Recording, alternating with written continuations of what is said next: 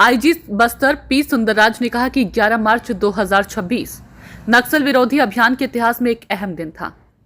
जगदलपुर बस्तर संभाग में कुल 108 माओवादी कैडर समाज की मुख्य धारा में शामिल होने के लिए आगे आए और उनका समाज में स्वागत किया गया।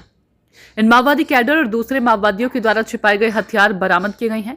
इनमें से 101 हथियारों में AK-47, इंसास, SLR और LMG शामिल है। एक और बड़ी घटना में माओवादियों द्वारा छिपाए गए 3 करोड़ 61 लाख रुपए कैश और 1 किलो सोना भी जब्त किया गया। इससे माओवादियों के वित्तीय नेटवर्क को बड़ा झटका लगा है। माओवादियों की संख्या कम हो रही है। आज 11 मार्च 2026 नक्सल विरोधी अभियान के इतिहास में काफ़ी एक महत्वपूर्ण दिन रहा। बस्तर संभाग मुख्यालय जगदलपुर में दंडकरण स्पेशल जोन कमेटी एवं Andhra Orissa border state committee से टोटल 108 माओवादी कैडर ने आज समाज की मुख्यधारा में शामिल होने के उद्देश्य से पुनर्वास के लिए सामने आए थे। शासन भी उनको स्वीकार किया, समाज भी उनको स्वागत किया। वरिष्ठ पुलिस अधिकारीगण, पैरामिलिट्री फोर्सेस के ऑफिसर्स और संभाग के समस्त पुलिस अधीक्षकगण सभी ने उपस्थित होकर और समाज के वरिष्ठ जन भी उपस्थित होकर सभी जो पुनर्वास के लिए बाहर आए थे माओवादी कैडर का समाज में रीइंटीग्रेट किया है। और एक और महत्वपूर्ण जो घटनाक्रम है, जो पूर्व में इन सब माओवादी कैडर द्वारा दी गई जानकारी अनुसार और अन्य जितना भी आसूचना के आधार पर बस्तर संभाग के अंतर्गत विभिन्न जो डंपों से माओवादी द्वारा छुपा कर रखे हथियार भी बरामद किए गए थे। उनका कुल संख्या 101 है, जिसमें AK-47, INSAS, SLR, LMG, BG launcher इस प्रकार के ग्रेडेड वेपन्स भी है। कुल 101 हथियार भी आज अलग अलग डंप से बरामद करके सबके समक्ष प्रस्तुत किए गए थे।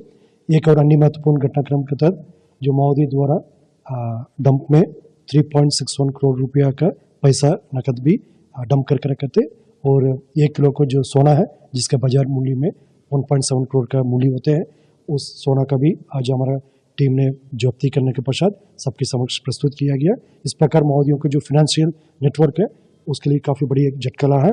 पूर्व से उनका संख्या बल कम होते जा रहा है, लगभग शून्य होते जा रहा है। उनकी जो फायर पावर भी लगभग अभी समाप्त हो रहा है। साथ साथ उनकी फाइनेंशियल जो ताकत है वो भी समाप्ति की ओर आगे बढ़ रहा है। नया कोई रिक्रूटमेंट नहीं हो रहा है, नया कोई लेवी वसूल नहीं हो पा रहा है और उनका कॉरिडोर ब्लॉक होते जा रहा है। उनकी अलग अलग जैसा क्षेत्र से उनके जो सपोर्ट सिस्टम थे ये सब भी अभी समाप्त होते जा रहा है। इस प्रकार माओवादी संगठन का लगभग अंतिम समय आ चुकी है। शेष जो गिने चुने माओवादी कैडर अभी भी जंगल में, उनके पास भी मात्र एक ही विकल्प है, वो भी हिंसा त्याग करके मुख्य धारा में आ जाए बेहतर होगा। अन्यथा जिस तरीके से हमारा अभियान लगातार जारी, उसका परिणाम उनको भुगतना पड़ जाएगा। सर, ये गोल्ड जो उसकी बरामदगी हुई उसको किस तरीके से देखते हैं कि क्या ये इनकी जो वसूली है उसके तहत है, ये क्या किस तरीके से, क्योंकि बीच में एक कैडर के माओवादी के इंटरव्यू में उसने कहा था कि जब नोटबंदी हुई थी तो संगठन को बहुत बड़ा झटका लगा था। तो ये गोल्ड की जो बरामदगी हुई है क्या किस तरीके से देखते हैं?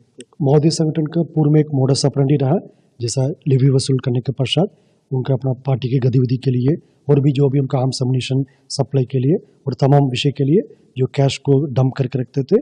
और सोना वाला जो विषय है, पहली बार बस्तर पुलिस ने जो संभवतः पूरे छत्तीसगढ़ में पहली बार जो माओवादियों की डंप से जो गोल्ड रिकवर करना, ये संभवतः पहली घटना होगा।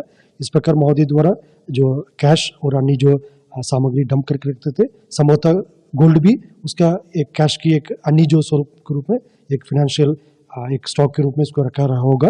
बाकी आगे की जो बेचना और पूछताछ जारी है, बट कुल मिलाकर माओवादियों की कब्जे से इस प्रकार 3.61 करोड़ कैश और लगभग 1 किलो सोना बाहर निकल कर आना, उनकी फाइनेंशियल ताकत को लगभग समाप्त कर दिया गया।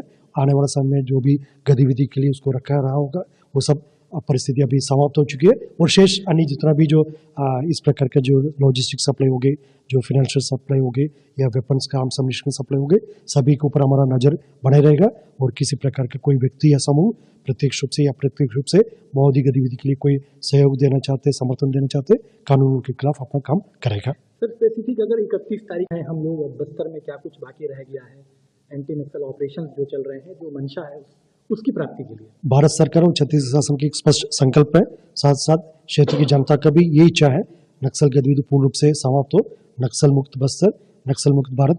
इसी संकल्प के तहत हम मजबूती से एक एक कदम हमारा DRG, STF, Bastar fighter, CRPF, cobra, BSF, ITBP, SSB, Chhattisgarh arm police, अन्य तमाम सिक्योरिटी फोर्सेस और एजेंसी से सुरक्षात्मक कारण से मैं कुछ एजेंसीज का नाम नहीं ले पाऊंगा, सबका एक इंटीग्रेटेड एक्शन प्लान रहा जिसके परिणाम काफ़ी सकारात्मक रहा। नक्सल गतिविधि भी लगभग पूर्णता के और है। शेष कुछ ही जो कैडर्स बचा है उनके संबंध में लगातार हम अपील भी जारी कर रहे हैं और कार्रवाई भी लगातार हमारा जारी है। और मार्च 31 का जो एक संकल्प है, कहीं ना कहीं ये संकल्प पूरा होते नजर आ रहा है। फिर भी हम अलर्ट रहने की आवश्यकता है। सुरक्षा बल हमारा सभी 7 जिला में सावधानी पूर्वक के आगे एक एक कार्रवाई को करते आएगा। क्षेत्र की जनता के जान माल रक्षा करना हमारा दायित्व है। उस दायित्व को पूरी तरह से निभाने के लिए हमारा सुरक्षा बल संकल्पित है।